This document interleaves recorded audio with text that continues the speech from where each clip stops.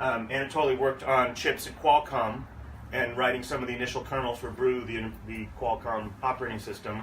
And you sort of take for granted that there's a time clock and there's a time stamp. Well, what does it mean now to incorporate time as a layer? As like a foundational piece. Okay. Yeah. So that's the concept. We're going to have a conversation. We'll open it up, and then we'll have a DJ afterwards. Cool. Thank you. One more thing about Anatoly here is he's a world-class underground Underwater hockey hockey. Underwater. It's small. Underground, Underwater. As deep as it goes in his, 8 feet. athletics, he goes in blockchain as well. What's interesting about them is we take time for granted. We take time synchronization for granted, and they really embrace that and sort of built a highly scalable, about 700,000 transactions a second. It's about 100 times faster than Bitcoin. 100,000 times. 100,000 times faster than Bitcoin. Very fascinating. Excited to be the investor, hopefully. Yeah. To take my money, but Yeah.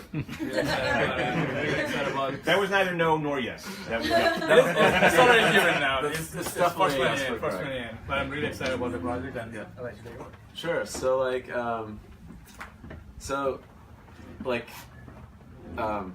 what's time, right? Like time is like something we can measure, but it's really just like numbers that are ticking by, right? Like and Just go back with your background, how you right. got Oh, here. okay. We're getting lost. Okay, so like, see, I've been an engineer all my life. Most of my career is spent at Qualcomm working on like embedded software. So like, if you ever had a flip phone, like most of those ran Brew. It's an OS that we built that like nobody ever heard of, but it could fit in like 2 megabytes of memory. It was all written in C, and like I wrote most of the kernel by the end of it. So like, if you look at your phone, there's a processor in there. And it's actually like about 20 computers shrunk into one die. So like it's a bunch of different subsystems. It's not like your like regular desktop Intel CPU.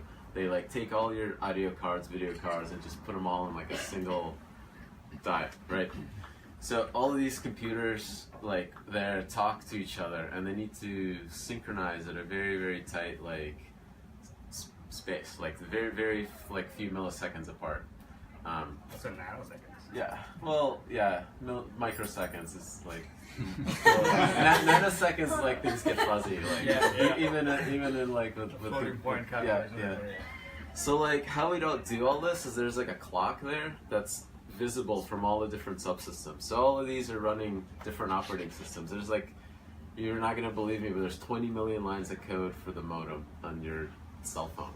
Like it's an insane amount of code. It's its own OS, and it's running at like a different clock rate than the OS on your like hand, like that's powering Android, right? Like so all this stuff synchronizes because there's a hardware clock that everyone can trust.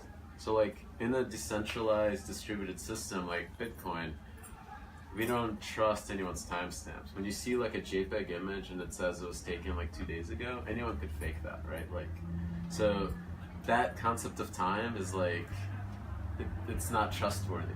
So like I was like I was working at Dropbox and I read the IOTA paper and I was like, this is supposed to be like blockchain for embedded systems. Like I can do better than this. So like that like what kind of drove me to like build my own thing, and it was inspired by my experiences like working in these embedded systems. So like the fundamental core piece of this technology is like, if you guys are familiar with what a cryptographic hash function is, it's like a SHA-256 or like RIPE-MT or whatever. It's a way to take a bunch of data and condense it to a small set of bits, like about 256 bits.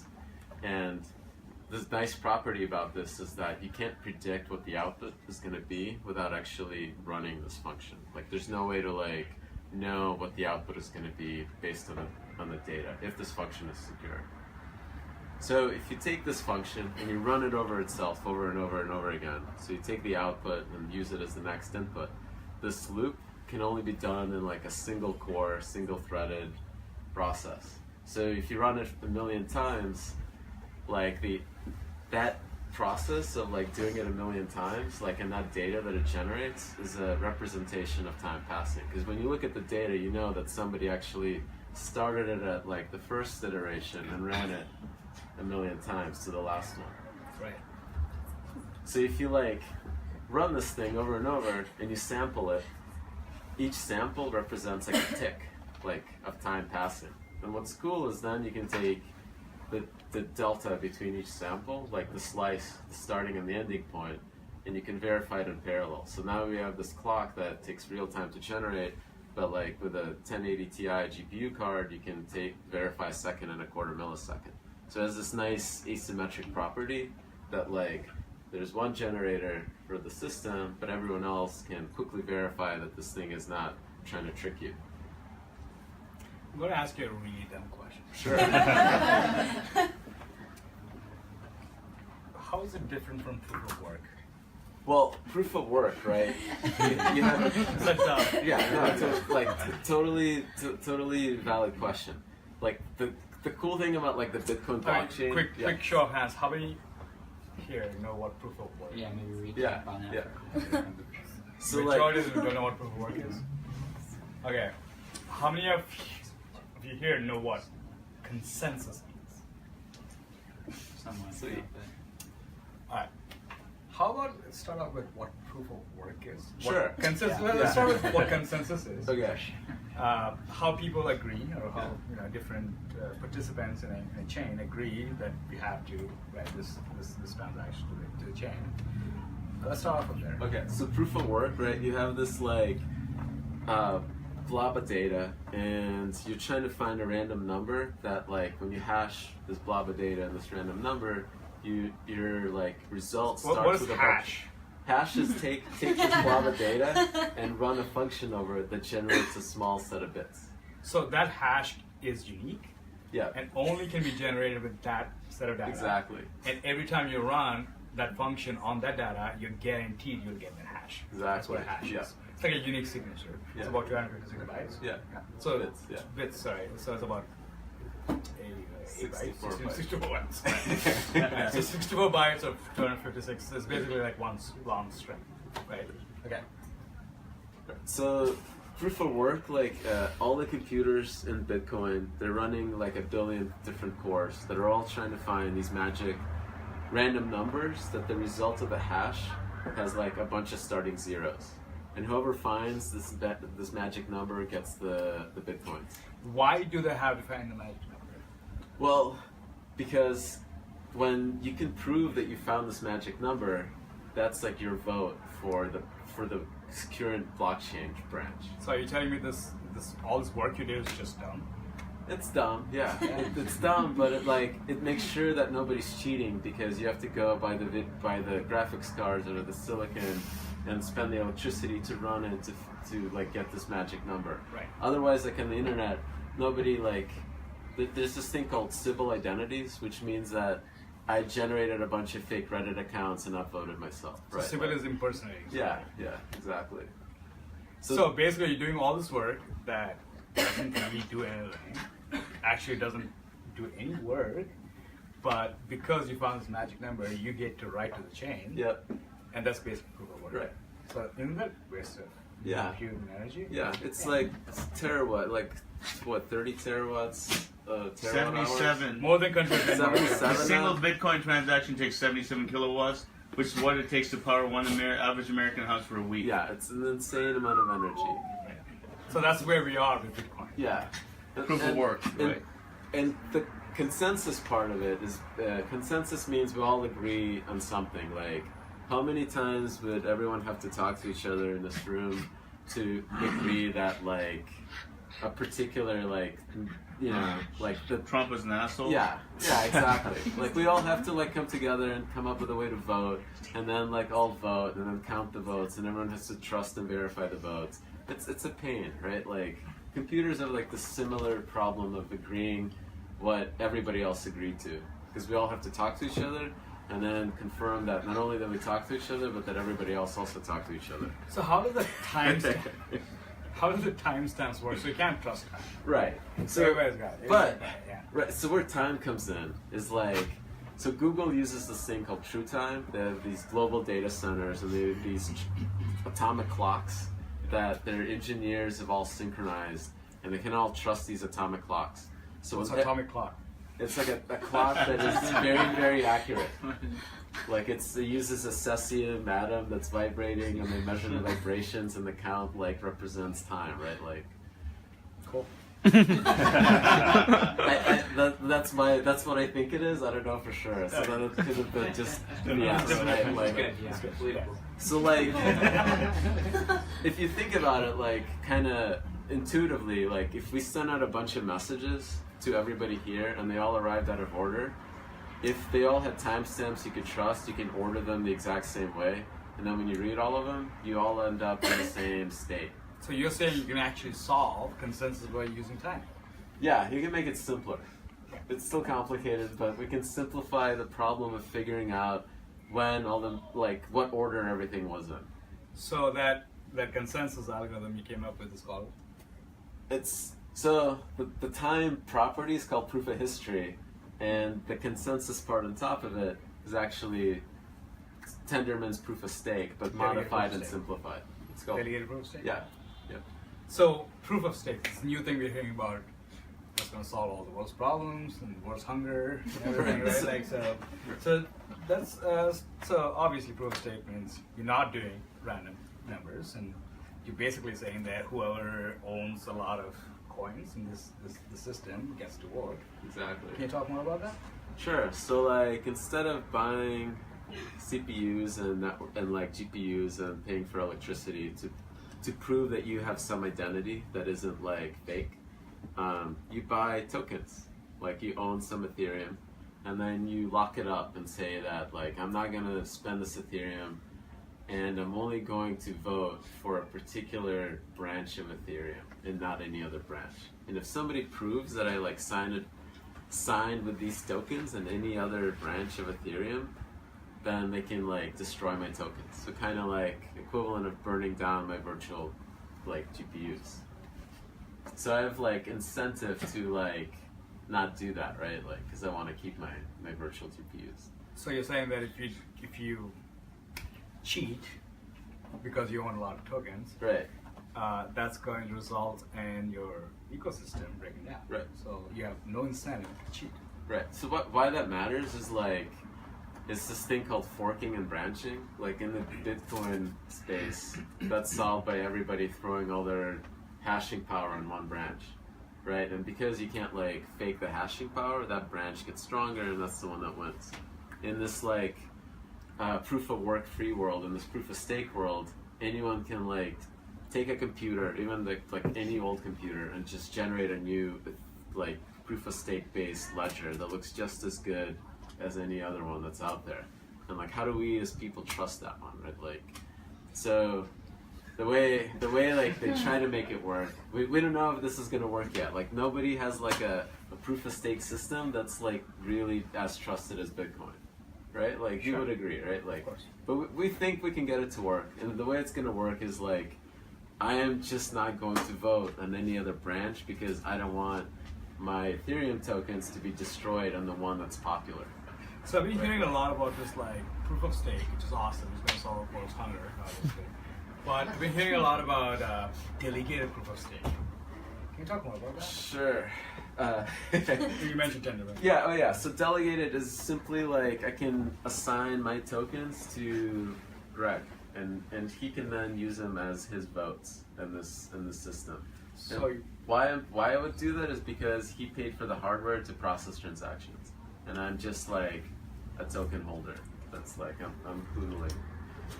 So you're saying the people can actually vote who the delegates are going to Exactly. be instead of just holding a lot of tokens and you get the power. So you Right. get the democratization of being able to choose a delegate, and the rewards trickle down. Yep. Okay. Cool. So you're using delegated proof of stake. Is there any? You know, there's like a danger with delegated proof of stake where things get more centralized, kind of like we have with mining pools. But isn't voting going to solve the problem? Maybe, but like, do you own like any stock? Sure. Do you vote? No. I do get a vote. Yeah, but no. you get like a letter saying, "Hey, there's an election." Like, So me, they're called Byzantine. yeah, it's like a what's it called? It's called the tragedy of commons problem. Right, Like the commons. people just don't give a shit, right? Like, when things are easy to ignore, you just ignore them. So like I don't know, I'm not sold on delegated proof of stake. But you're using it. As the paper's written right now, it's just proof of stake. So you have to buy the hardware and like do the work, and then you can vote.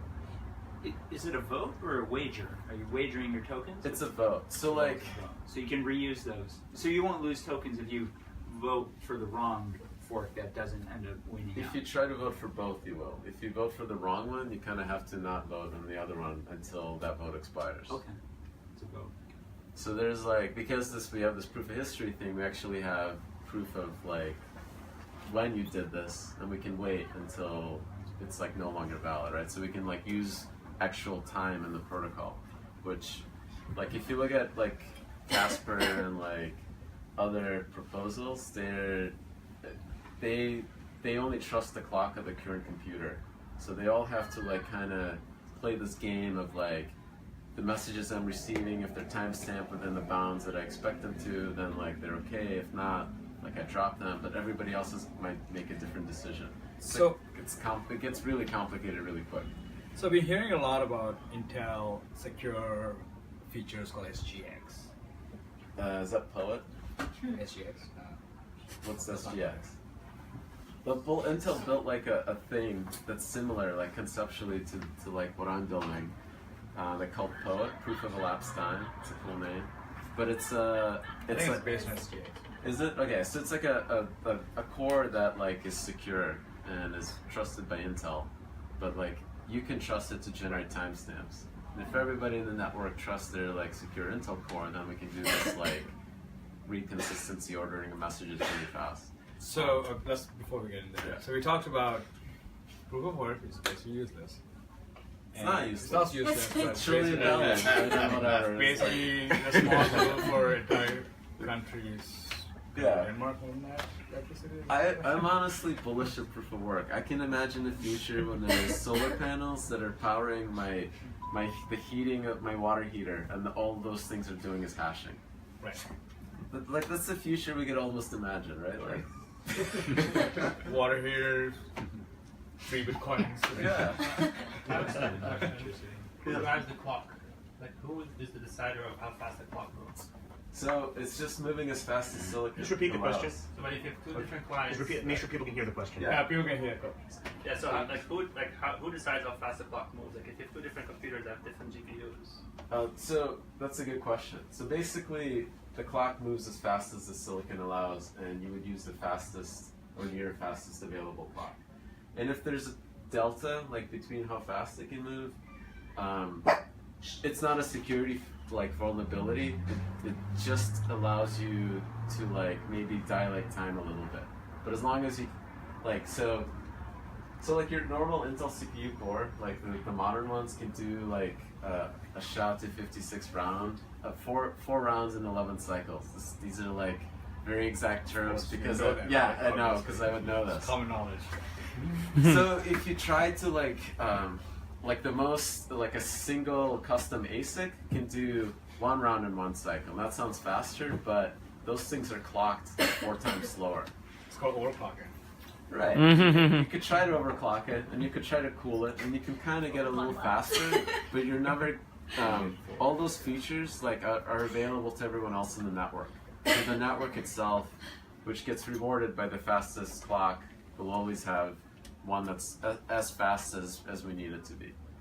I mean, I will ensure it. I'll have like a nitrogen-cooled CPU to make sure we can provide the fastest proof of history. It's very cool. So, what are old computers? Like, really old computers? We have a lot of dilation then. We only need a single clock for the entire world. I see. You've seen one of these ant miners? Right. Yeah, So I'll like, roll.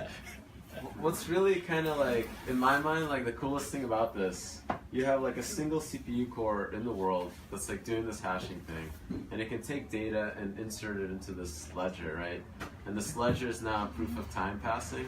And 1,000 years from now, we're gonna have a data structure that represents like every event in the world that happened at a millisecond resolution. So like we have like absolute objective history. Like you're not gonna like erase like Trotsky out of the photos, right? Like, but those like all those events happened. Like and nobody can like modify it, and that is like in my mind, like mind-bendingly cool. Like it's like something that I don't know how it's gonna impact the world, but I feel like it actually is. But since time is relative, and when Elon launches the clock into space, isn't 1,000 years, isn't it? Unfair advantage or something? The blockchain remains interplanetary. Yeah. we could run a clock on Mars and one here, and the 24 minutes that it takes to synchronize between the two, we can actually trust the events that happen on Mars, because 24 minutes. Got an answer for you. 4 to 24 depending on what side of the Yeah. Well, so pretty sure I have lots of questions, yeah. but I'll let the crowd. Just talk a little about these like real world business applications, like Okay, so finance, travel. Like, faster blockchain. That's like what I'm building, right? A really, really fast blockchain. Why that matters is because like CryptoKitties brought down Ethereum. Like we're building like this, like the ideal internet. What I remember in high school, like thinking the internet was gonna be was like this cyberpunk thing where nobody owns it and like stuff just runs on it, right? Like that's what blockchain is to me. It's like a magical computer that like cannot be destroyed, that just runs applications, and like without like AWS or like Google or anybody else that can like really shut things down. Hey, I'm a cat. Right. So Crypto cat.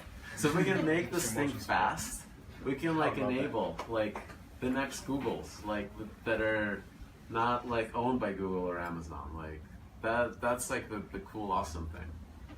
So, one of the way I understood is one of the biggest issues with, you said faster blockchain, faster network, but when more people use it, the more it gets clogged up.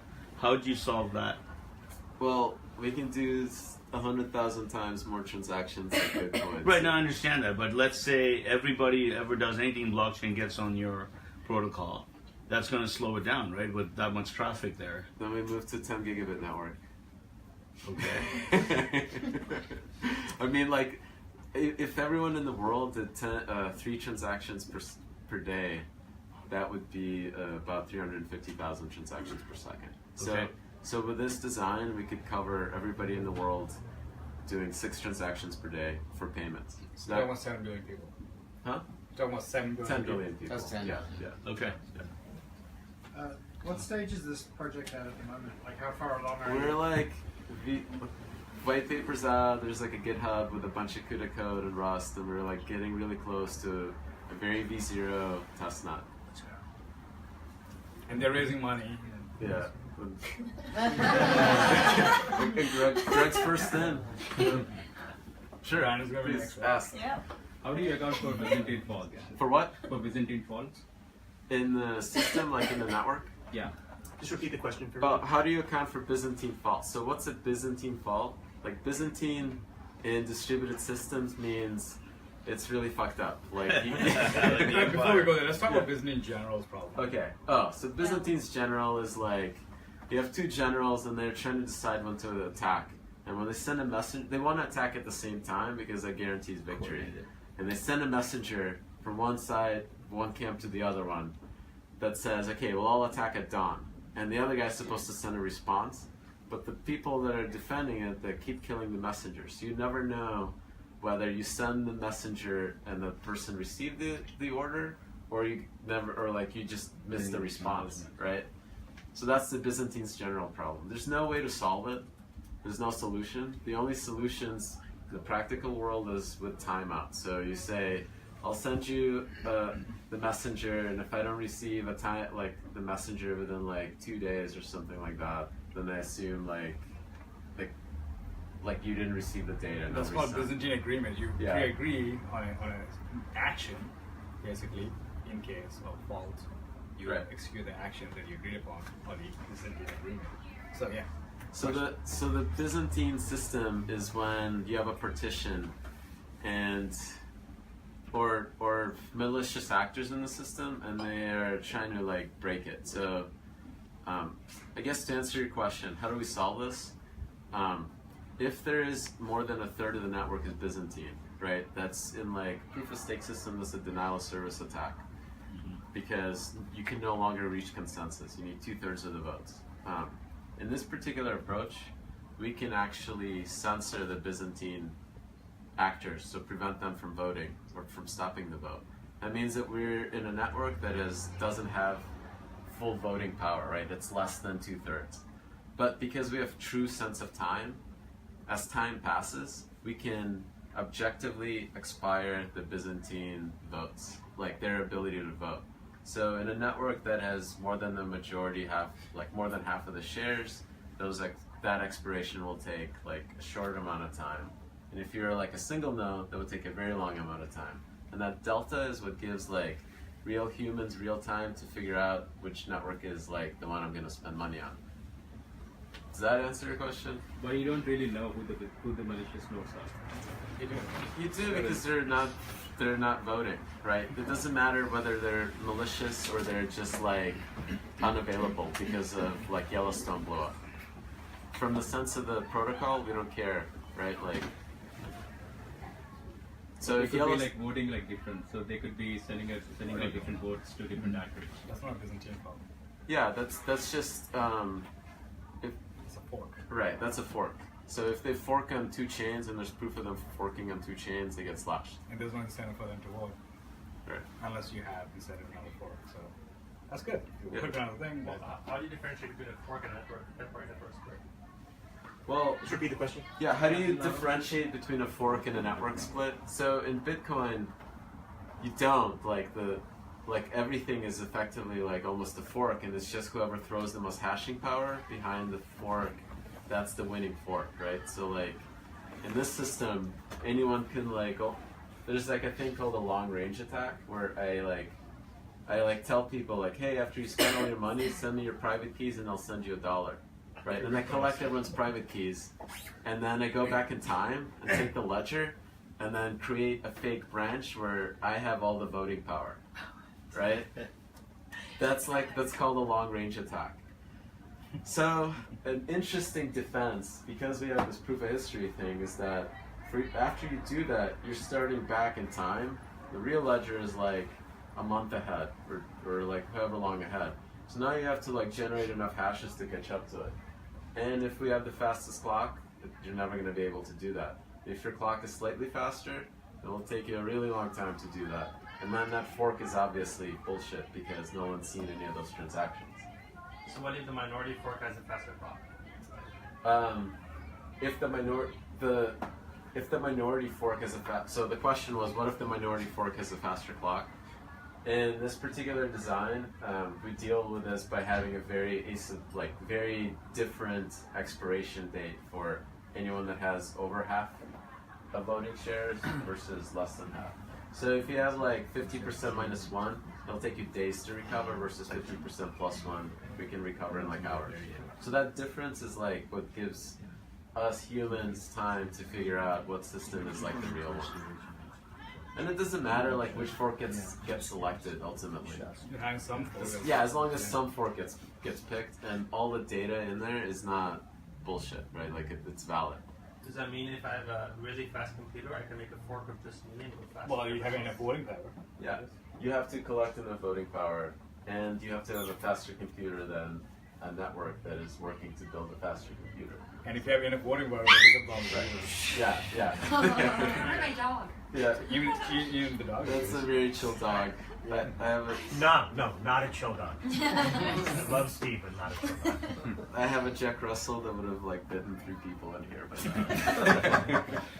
What are the first? vote, so you What are vote the, up by what are the first like big real applications for this that are newly enabled by this So, platform? what I feel like sucks in the crypto space right now is a truly decentralized exchange that is awesome. Like if you use Ether Delta or 0x, they're slow, they're super complicated, and like I don't know if you guys know how an exchange works, but I want to buy some Ethereum, I place an order, and Greg wants to sell some Ethereum, and he places an order to sell.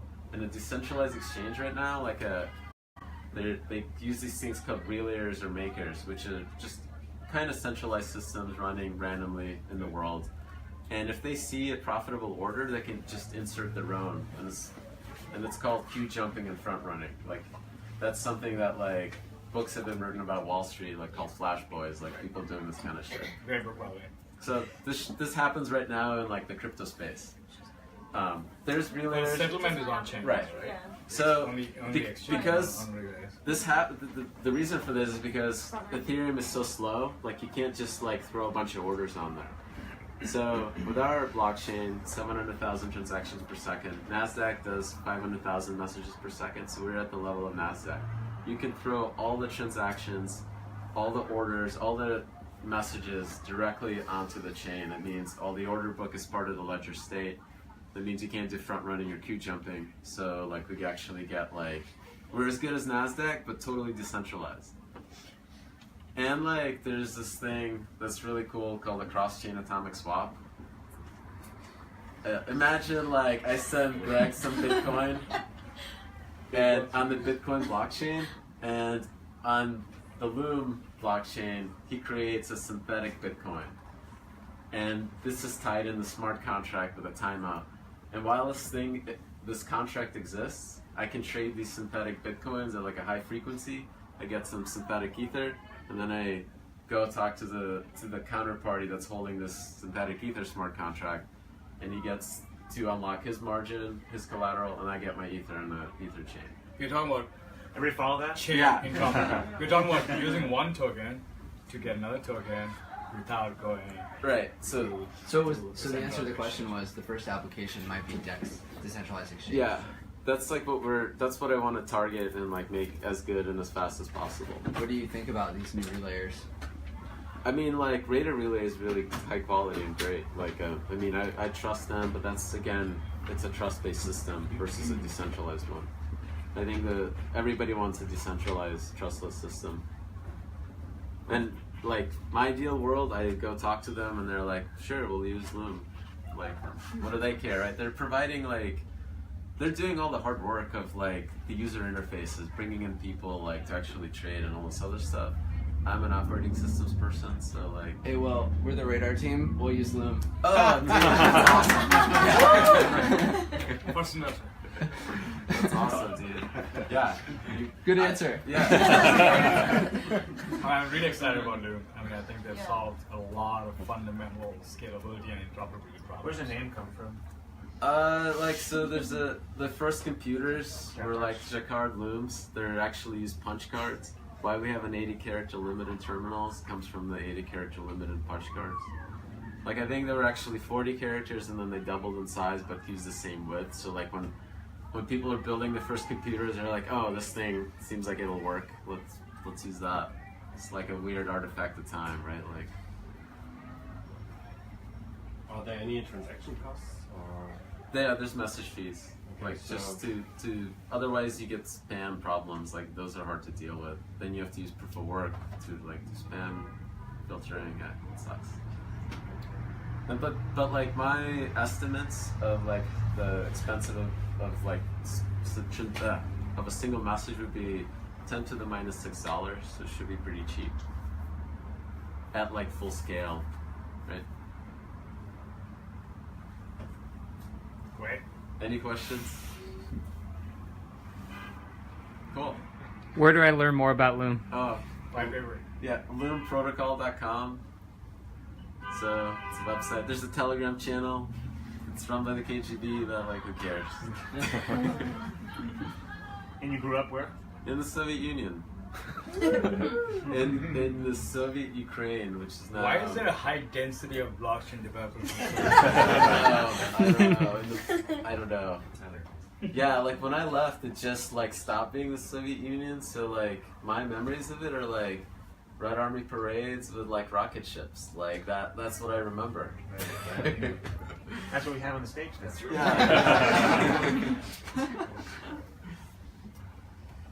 Great. I'm really excited about Loom. I'm actually very excited about Loom. So I'm really excited. you guys about should Photon. check out the white paper. You should come to a rebranding exercise. Yeah, totally. White paper is phenomenal. It just opens up a whole different way of how you think blockchain, how you think time. And we should. We can post it to the node page so people Oh, are interested. awesome! Yeah, that would be super cool. Definitely, like any feedback on like readability questions, like all that is super appreciated. I'm an engineer, not like a writer, so like It's easy to put in math, but it's very Yeah. hard to write English. Yeah, it's totally yeah. understand that. Stuff is hard to communicate. Cool. Thank you so much. Thank Like, you. it's-